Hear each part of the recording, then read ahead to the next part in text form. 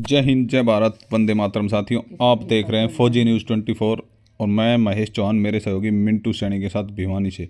भिवानी में आज राजस्थानीय राजपूत धर्मशाला में पूर्व मंत्री ठाकुर बीर सिंह जी की 18वीं पुण्यतिथि पर राजपूत धर्मशाला में शांति यज्ञ का आयोजन किया गया। यज्ञ में उपस्थित गणमान्य व्यक्तियों ने उनके चित्र पर पुष्प अर्पित किए और श्रद्धांजलि दी और हवन में आहुति डालकर अपने प्यारे नेता को याद किया। देखें भिवानी से मिंटू सैनी की यह रिपोर्ट।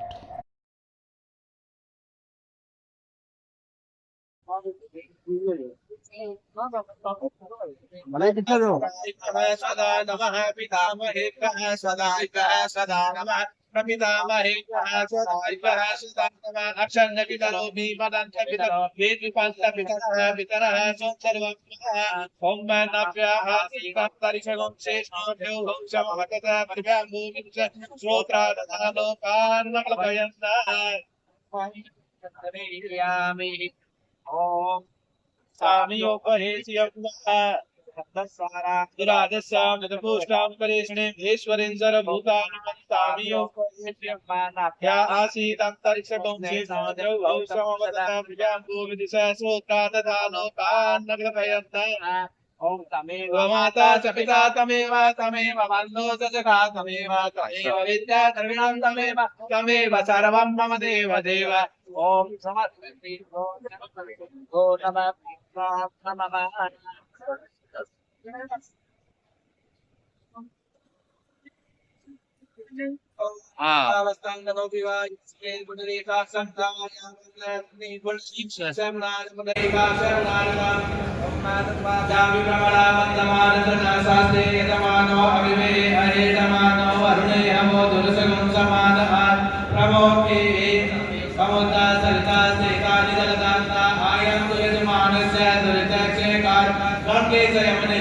गोदावरी सरस्वती नर्मदे सिंधु कावेरी जलेऽस्मिन् सन्निधिं कुरु पवित्र पवित्रो वा सर्वावस्थाङ्गतो या सबरे पुंडरीकाक्षं तावय्या वेङ्कटाचले पुंडरीकाक्षं नाद पुंडरीकाक्षं नादुताः देवी तं विश्वनाथं ददाम्यहं देवी पवित्रं गुरुशासनं शिविरोपनेता सन्तुषिवान् अपक्रामन्तु भूतानि पिशाचा सर्वतो दिशां सर्वेषां विरोधेन भूक्यकर्मसमान् यदत्र संसितं भूतं सोमो राजा विवादमाचमुचत ओम नभ्या आसीदं दरिद्रो समदनावत्या भूमिकालोकां मकलभयन्ना किरन्नगरवः समर्तदाग्रे भूतसदात आसीद सदादारचितविन्द्यामुदेमां तस्मै देवाय भिखाभिनिम्मः देवीर्मुन्नदेयामि चाह फलनिका अफला पुष्पादा समर्पयामि।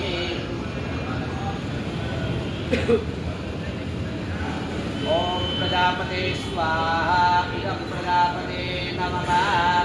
ओम इंद्राय स्वाहा इदं इंद्राय नमः। ओम अग्ने स्वाहा इदं अग्ने नमः। ओम सोमाय स्वाहा इदं सोमाय नमः। ओम वस्वाहा इदं वायवे नमः। ओम स्वस्वाहा इदं इंद्राय नमः। ओम भूस्वाहा इदं अग्ने नमः। ओम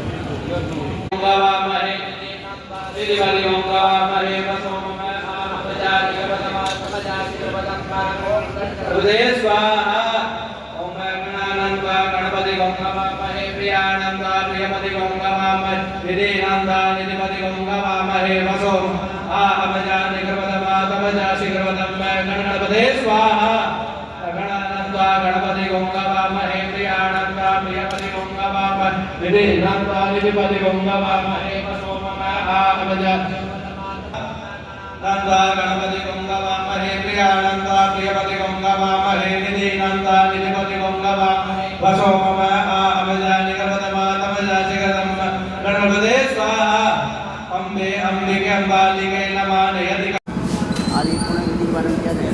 आज राजपूत धर्मशाला भिवानी के अंदर रोहतक गेट पर ठाकुर बीर सिंह जी पूर्व मंत्री हरियाणा सरकार की पुण्यतिथि पर हवन यज्ञ का आयोजन किया जा रहा है।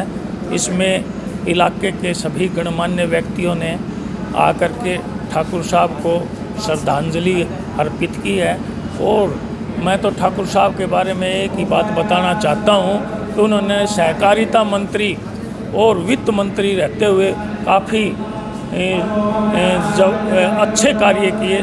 सहकारिता मंत्रालय के समय में उन्होंने विशेष रूप से जो आज ये गरीबों को अनाज वितरित किया जा रहा है, ये कॉन्फेड के माध्यम से एक नया कॉन्फेड के नाम से एक नया विभाग बनाया और उस विभाग के माध्यम से गरीबों को चीनी, दाल, चावल, आटा, हर चीज़ें मिलती थी और सस्ता कपड़ा भी उनके द्वारा दिया जाता था।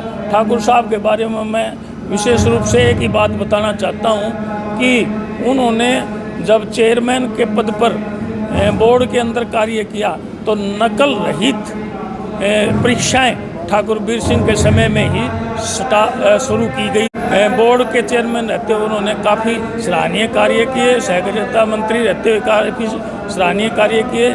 भिवानी का काफ़ी प्रोग्रेस करवाई, उन्नति करवाई। उनके समय में भिवानी में कई चीज़ों का अच्छा खासा उन्नति के शिखर पर चला।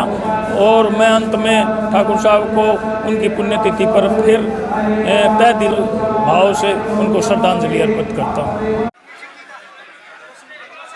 आज ये 18वीं पुण्यतिथि मनाई जा रही है।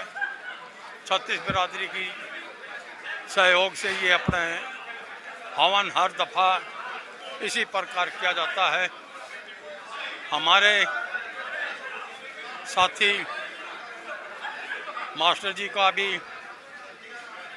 आज के दिन उनको भी याद किया जाता है। वो भी ठाकुर बीर सिंह जी के सहयोगी रहे। आज हम सब उनको श्रद्धांजलि अर्पित कर रहे हैं।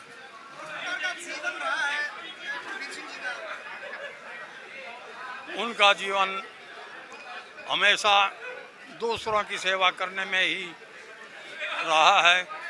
उनका अपना निजी स्वार्थ कोई नहीं होता था। जो भी कार्य करते थे जनहित के लिए ही करते थे।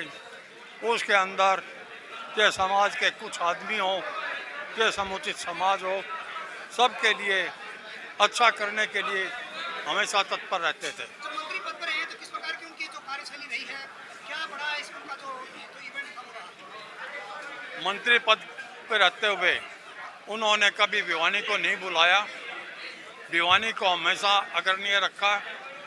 उनके रहते हुए शिक्षा बोर्ड को भिवानी से ले जाने की कोशिश की गई, पर उन्होंने भिवानी का हिस्सा खोने नहीं दिया, भिवानी में ही रखा है।